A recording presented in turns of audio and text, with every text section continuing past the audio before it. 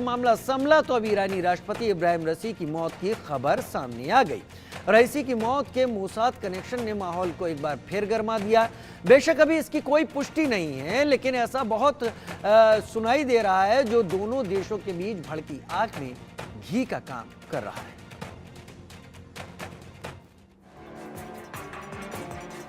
Iran के राष्ट्रपति इब्राहिम रईसी की मौत मिस्ट्री बन गई है। मौत कैसे हुई, किन परिस्थितियों में रईसी का हेलीकॉप्टर हादसे का शिकार हुआ, इस बात को लेकर सस्पेंस बरकरार है। एक बड़ा तबका है जो इस थ्योरी को मानने के लिए तैयार नहीं कि दुनिया की राजनीति में मजबूत दखल रखने वाले रईसी की मौत महज एक हादसा है। शक के दायरे में इजराइल की खुफिया एजेंसी मोसाद क्यों है, ये आपको बताएंगे, लेकिन सबसे पहले जानिए कि हादसा किस इलाके में हुआ, कैसे हुआ, जिसकी वजह से सस्पेंस गहराया हुआ है। कहा जा रहा है कि जिस इलाके में हादसा हुआ वहां विजिबिलिटी बहुत कम थी, वो पहाड़ी इलाका है। ये भी कहा जा रहा है कि जिस हेलीकॉप्टर में रईसी सवार थे वो करीब 50 साल पुराना था। जाहिर है रईसी का ये दौरा बहुत पहले से प्लान किया गया था, लेकिन भूलना ये नहीं चाहिए कि रईसी एक बेहद हाई प्रोफाइल आधिकारिक दौरे पर थे। 19 मई की सुबह अजरबैजान के राष्ट्रपति इल्हाम अलीयेव के साथ वो उस सीमावर्ती इलाके में एक बांध का उद्घाटन करने गए थे, जिसे ईरान और अजरबैजान ने मिलकर बनाया। कोई मानने को तैयार नहीं कि मौसम की वजह से हेलीकॉप्टर क्रैश कर गया। लोग इस बात को मानने को भी तैयार नहीं कि ईरान के राष्ट्रपति का प्लान तैयार करने वालों को उस इलाके का पता नहीं होगा, या फिर उन्हें हेलीकॉप्टर की तकनीकी क्षमता का अंदाजा नहीं होगा। राष्ट्रपति रईसी के काफिले में 3 हेलीकॉप्टर थे, जिनमें से वही हेलीकॉप्टर क्रैश हुआ जिसमें रईसी सवार थे। क्या इस बात को आसानी से माना जा सकता है कि बाकी के 2 हेलीकॉप्टर्स को चलाने वाले पायलट ज्यादा सक्षम थे, जो उस दुर्गम पहाड़ी इलाके से हेलीकॉप्टर सुरक्षित निकाल लाए, लेकिन राष्ट्रपति रईसी का हेलीकॉप्टर उड़ाने वाला पायलट फेल हो गया। ईरानी राष्ट्रपति की मौत ने हर किसी को हैरान कर दिया है। अटकलों का बाजार गर्म है कि इस घटना को इजराइल की खुफिया एजेंसी मोसाद ने अंजाम दिया है। रईसी की मौत के पीछे जितनी भी थ्योरी चल रही हैं, उसमें मोसाद वाले एंगल की चर्चा सबसे ज्यादा हो रही है। इसके पीछे की सबसे बड़ी वजह ईरान और इजराइल के बीच के तनाव को माना जा रहा है, जो पिछले करीब 6-7 महीनों से पीक पर है।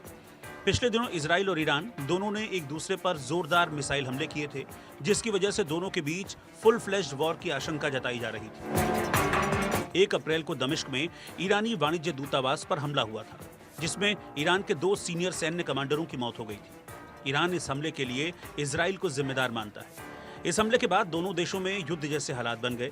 इसी के साथ ईरानी परमाणु वैज्ञानिक मोहसिन फखरीजादेह की हत्या भी एक बड़ा मसला है, जिसके पीछे इजराइल और अमेरिका का हाथ माना जाता है। 27 नवंबर 2020 को फखरीजादेह को दिन दहाड़े मौत के घाट उतार दिया गया था। इस हत्याकांड को बड़े हाईटेक तरीके से अंजाम दिया गया था। आर्टिफिशियल इंटेलिजेंस और कई कैमरों की मदद से एक किलर रोबोट मशीन गन के जरिए फखरीजादेह की हत्या की गई थी। इस हत्या में भी मोसाद का नाम चर्चा में आया था। मोसाद इस तरह के मुश्किल ऑपरेशन के लिए जाना जाता है। पिछले 50 सालों में मोसाद ने जिस तरह से मुश्किल ऑपरेशंस को अंजाम दिया है, मोसाद की गिनती दुनिया के सबसे बेहतरीन खुफिया एजेंसी के रूप में होती है। मोसाद की पहचान इजराइल की सबसे खतरनाक एजेंसी के तौर पर की जाती है, जो अपने दुश्मनों को उनके ठिकानों पर ही मारने में सक्षम है। मोसाद की स्थापना दिसंबर 1949 में हुई। मोसाद का वार्षिक बजट $3 बिलियन के करीब है। इसमें 7,000 स्टाफ काम करते हैं। मोसाद CIA के बाद पश्चिम में दूसरी सबसे बड़ी जासूसी एजेंसी है। मोसाद का काम विदेशी खुफिया जानकारियां जुटाना, इन जानकारियों का विश्लेषण करना और सीक्रेट ऑपरेशंस को अंजाम देना होता है। इसका दायरा पूरी दुनिया में फैला है। मोसाद काम कैसे करता है, ये भी समझिए।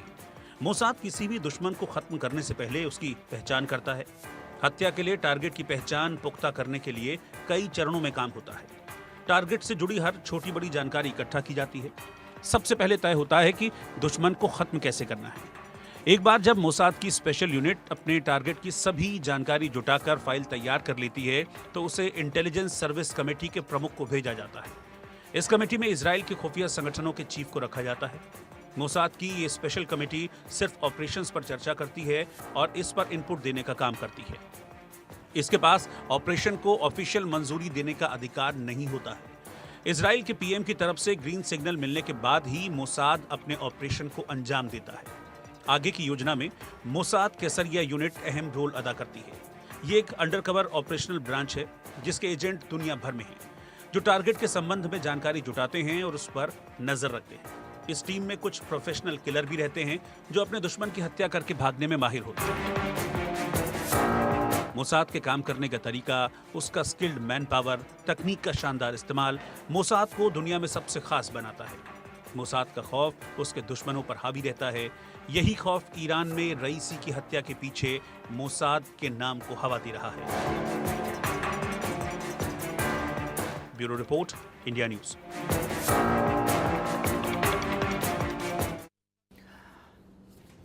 समझा और जाना आपने कि मोसाद किस तरीके का खुफिया ऑर्गेनाइजेशन या संस्था है, लेकिन हम अपने सवालों के साथ जनता के बीच में अब भी बने हुए हैं और हमने तीसरा सवाल जनता के सामने जो रखा वो ये कि क्या इजराइल और मुस्लिम मुल्कों का टकराव खत्म करने के लिए यूएन को कोशिशें तेज करनी चाहिए।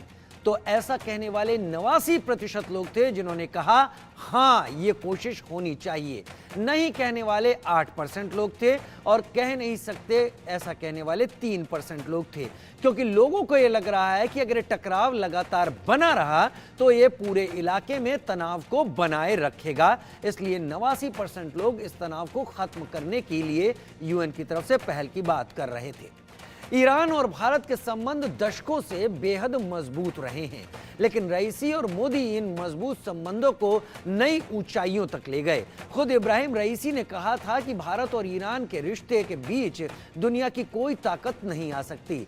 अपने निधन से चंद रोज पहले ही रईसी ने अपना चाबहार पोर्ट 10 साल के लिए भारत को दिया है और रईसी के निधन पर भारत ने राजकीय शोक घोषित किया है।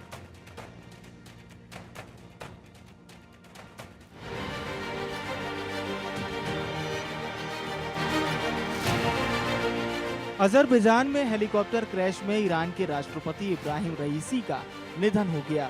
रईसी के निधन पर भारत में एक दिन का राजकीय शोक घोषित किया गया है। भारत के लिए रईसी का निधन एक बड़ा झटका है, क्योंकि भारत के प्रति रईसी का रुख बेहद सकारात्मक था। यहाँ तक कि पाकिस्तान यात्रा पर जब रईसी से कश्मीर को लेकर बात की गई थी, तब भी रईसी ने शहबाज शरीफ को उसी के घर में बेइज्जत कर दिया था। ईरान भारत का महत्वपूर्ण रणनीतिक, व्यापारिक और ऊर्जा साझीदार रहा है। पीएम मोदी और इब्राहिम रईसी में गहरी दोस्ती थी और ईरान के राष्ट्रपति इसी साल भारत भी आने वाले थे। दोनों देशों के बीच दोस्ती और गहरे संबंध ही थे कि ईरान पर लगे अमेरिकी प्रतिबंधों के बावजूद भारत और ईरान के बीच परस्पर व्यापारिक संबंध बरकरार थे। इब्राहिम रईसी और मोदी की मुलाकात कई मौकों पर हुई। 2022 में भारत के पीएम मोदी के बीच मुलाकात भी हुई थी। इस मुलाकात के दौरान इब्राहिम रईसी ने कहा था, दो देशों के बीच जब लंबे समय से अच्छे संबंध होते हैं तो उसमें कई आपसी हित के साथ विभिन्न आर्थिक, व्यापारिक और वैश्विक परिस्थितियां और घटनाएं भी शामिल होती हैं, जो उन रिश्तों को आगे बढ़ाते हैं। इसीलिए भारत और ईरान का यह रिश्ता आगे भी कायम रहेगा। भारत और ईरान के बीच मजबूत संबंधों को इसी नजर से देखिए कि भारत में चुनाव के बीच केंद्रीय मंत्री सर्बानंद सोनोवाल ईरान जाते हैं और चाबहार पोर्ट की डील साइन करते हैं। भारत और ईरान के बीच हुई इस डील के तहत अब भारत अगले 10 साल तक चाबहार पोर्ट का इस्तेमाल कर सकेगा। चाबहार पोर्ट के जरिए भारत अफगानिस्तान और मध्य एशिया और यूरोप तक सीधे व्यापार कर सकता है। भारत और ईरान ने चाबहार से रोड और रेल कनेक्टिविटी भी बेहतर की है और चाबहार पोर्ट के जरिए सीधे रूस तक पहुंचा जा सकता है। अब ईरान में नई सरकार बनेगी और नए राष्ट्रपति तय करेंगे कि परमाणु हथियारों पर कैसी अप्रोच रखनी है।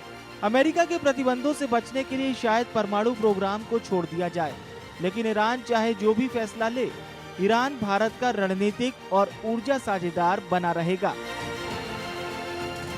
ईरान के संविधान के मुताबिक राष्ट्रपति के निधन के बाद अगले 50 दिन में चुनाव कराने होते हैं, यानी अगले 50 दिन में ईरान में बहुत कुछ बदल सकता है। ईरान की आर्थिक हालात बहुत बेहतर नहीं है और संभव है कि नई सरकार अमेरिकी प्रतिबंध हटाने की दिशा में काम करे। यदि प्रतिबंध हटे तो भारत और ईरान के बीच क्रूड व्यापार फिर से शुरू होगा, यानी भारत को सस्ता कच्चा तेल फिर से मिलेगा, जो भारत की अर्थव्यवस्था को मजबूती देगा। Bureau report, India news. Ibrahim Raisi और प्रधानमंत्री नरेंद्र मोदी की कोशिश लगातार ये थी कि ईरान और भारत के बीच संबंध नजदीकी के हों, एक दूसरे के हित के हों और अंतर्राष्ट्रीय परिदृश्य में बढ़ते हुए दिखाई पड़े। हम सर्वे के साथ लगातार जनता के बीच में मौजूद हैं। अगला सवाल हमारा ये कि भारत को कूटनीतिक लिहाज से इस वक्त किसके साथ खड़ा होना चाहिए। बड़ा अहम सवाल इस पूरे इलाके को लेकर। ईरान के साथ खड़ा रहना चाहिए, ऐसा कहने वाले 9% लोग यहां पर सामने आए। इजराइल के साथ खड़ा होना चाहिए, 13% लोग ऐसा कहने वाले आए। दोनों देशों से सामान्य रिश्ते भारत के हों, जैसे अब भी हैं, 73% लोग ऐसा कहते दिखाई पड़े और 5% लोगों का कहना था कि हम इस पर कुछ नहीं कह सकते। बड़ा स्पष्ट जनता ने अपना रुख यहां पर सामने रखा, जिसमें संबंध बराबर स्तर पर दोनों देशों के साथ आगे बढ़ाए जाएं और भारत किसी का भी एक साइडेड वन साइडेड पक्ष लिए बिना दोनों के ही मसलों को एड्रेस करता हुआ दिखाई पड़े। इसके साथ रईसी की मौत पर कई सवाल हैं। सवाल ये कि रईसी की मौत क्या वाकई हादसा है? क्या रईसी की मौत के पीछे वाकई में कोई साजिश है? क्योंकि ऐसे वक्त में रईसी की मौत हुई है जो लाजमी तौर पर सवाल पैदा करता है।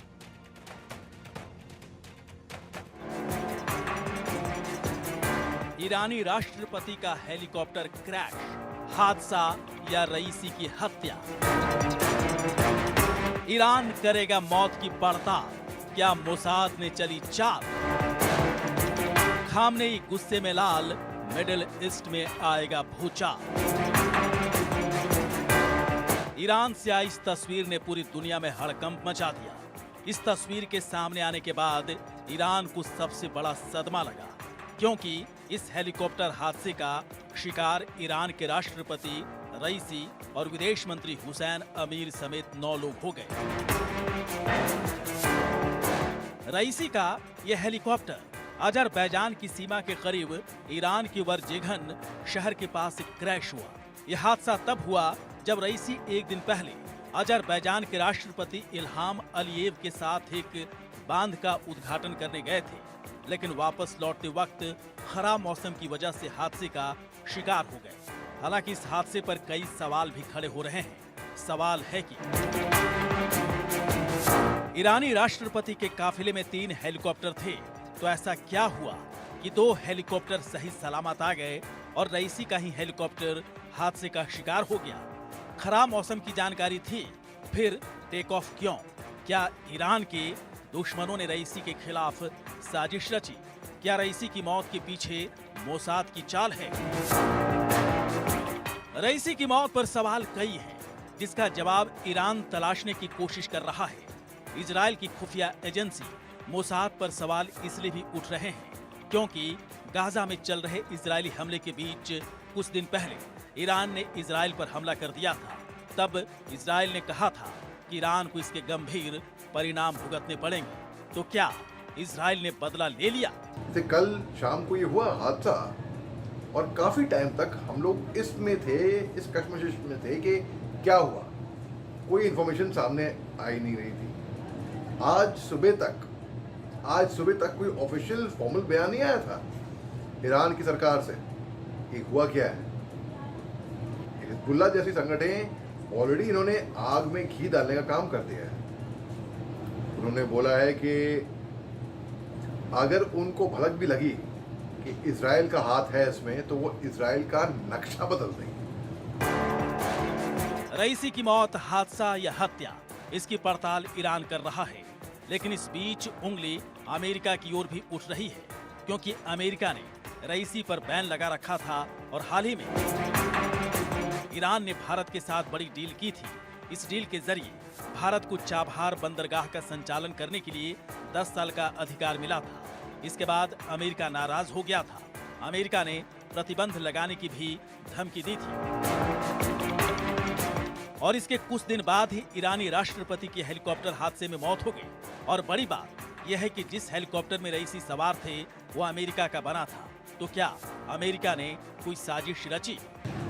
ईरान के जो राष्ट्रपति थे इब्राहिम रईसी, जिनका कल एयर क्रैश में दुर्घटना में उनकी मौत हो गई, अब इसके पीछे काफ़ी स्पेकुलेशन हो रहे हैं। लोग पूछ रहे हैं क्या इसमें मोसाद का हाथ है इजराइल से। कोई पूछ रहा है कि चबार पोर्ट उनकी डील हुई थी हिंदुस्तान से और अमेरिका ने उस तरीके से उनको धमकी भी दी थी। क्या वो वजह है?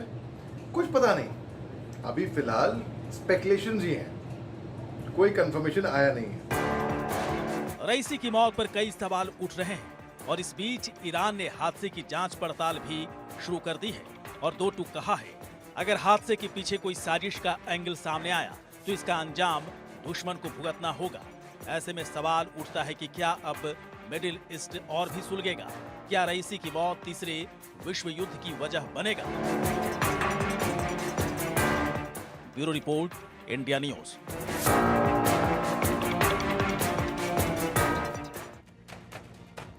एंगल कई हैं, सवाल कई हैं। आखिर दुर्घटना हुई कैसे? क्या इस दुर्घटना के बारे में कोई अंदाजा लगाया नहीं गया? क्योंकि मौसम की खराबी सबसे बड़ा फैक्टर यहां पर सोचा और समझा जा रहा है। फिर भी हम अपने सवालों के साथ जनता के बीच में बने हुए हैं। क्या ईरानी राष्ट्रपति की मौत के बाद आहत ईरान को मुस्लिम मुल्कों का पूरा साथ मिलेगा? यह भी हमने सवाल लोगों से पूछा। तो हाँ कहने वाले 58% लोग निकले, नहीं कहने वाले 30% लोग निकले और 12% लोगों ने कहा हम कह नहीं सकते।